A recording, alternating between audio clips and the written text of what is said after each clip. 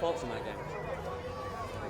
That for about 55, 60 minutes we were outstanding. Still have some things to work on. We're pretty sharp. And then I think we made a few changes, got a little lackadaisical. We were trying to do too many difficult things because they were really aggressive trying to get back into the game, and I think we could have just played behind them. But at that point, I don't know if the guys really wanted to run and just hit long balls, and that's something that we have to be a little bit more humble and respectful of the opponent, and we got punished for it. So it's actually really good for me because it gives me something to talk about next week. Do you think the final score reflects what actually happened on the pitch? It always does. The only thing that matters is the scoreboard at the end. So, look, we got 3 points. That's what I ask of them every week. Coming out of this, I saw some really good performances, and I saw some guys that didn't have their best games. So, I think once we really get clicking, it'll be pretty special. What are some of the guys who will be looking to see improvements from next week? No, I just think that in general, on the left-hand side, we got a little bit stretched defensively. I think Bobby and Santi were too far apart from one another. But then Aiden was sliding across the cover, and then Kev would step out. So they were adjusting really well. But it's something that it takes relationships. They just have to get used to each other. They have to learn to trust one another, and we'll be fine. On the positive side, what does Greg bring to this attack that you maybe haven't had in the past?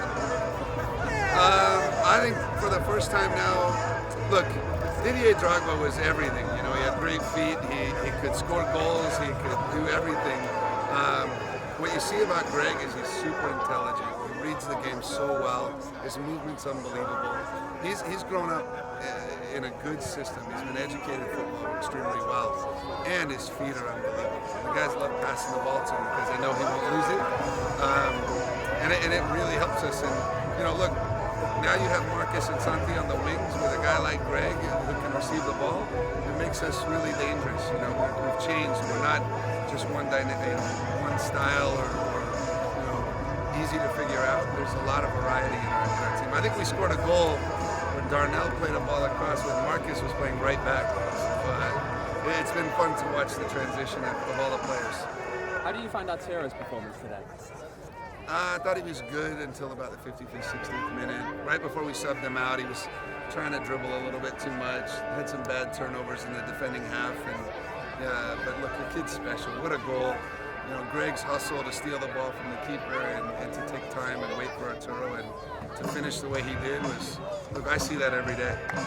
Coach, you're up 4-0 going into the half. What was your message to the players coming up? Well, it didn't work. I remember once, I played for Clive Charles, one of the best coaches our country's ever had, and I've learned a lot. And I remember him saying that it's easy when it's a tie game or you're only up by one because you're a cheerleader. They're not listening. They can't learn. You're just trying to get them to keep going. But when you're up 4-0, a lot of coaches like to sit down and pat themselves on the back. I got into the guys pretty hard in the locker room, and I told them we had a lot to improve, but it didn't really work, so I'll have to change the message next week. You talked a lot about the midfield trio coming into the season. What was your assessment of their performance? Oh my gosh, when they're playing well together, it's a good balance. Aiden's passing ability, Arturo's 1v1 dribbling, and Kevin Lambert, who basically covers the entire field by himself, those three are really special. I'm very fortunate to have those guys. Any update on James Moose? It was just mostly precautionary. He had a little bit of a hamstring in the last game of preseason. They said 7 to 10 days, so that Manu was fantastic. So everyone was worried about whether we had center backs or not. Not only do we have them, they score goals. How much does it help to get a goal 90 seconds into the new season? Yeah, it's pretty awesome. I mean, trust me, as soon as we got that free kick, we've been working a lot on our set pieces, and I think the first time it knocked down to Hurst, and he smashed it. The guy blocked it on the line, but Manu was there and kind of threw his body into it. So I'm super happy for him. I had a good chat with Monterey last night and told him how excited I was. I said he would be great today, and he didn't let me down. Is Aiden going to have more of those free kickers set piece responsibilities? gives them all the free kicks all the time. It used to be a split, so now it's just Yeah. No, they do. We put 2 on the ball often. So, but we've changed a lot of our set pieces this year.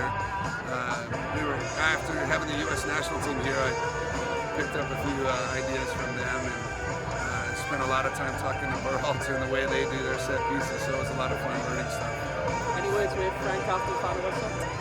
Yeah, I miss him a lot, and I told him that he's going to be fine. Their team's going to be all right. They're missing a few guys. They're very aggressive, very physical. They're athletic where they need to be, and they don't quit. They've got his attitude, so he's going to be okay. What were the... It changes a little bit with Claudio.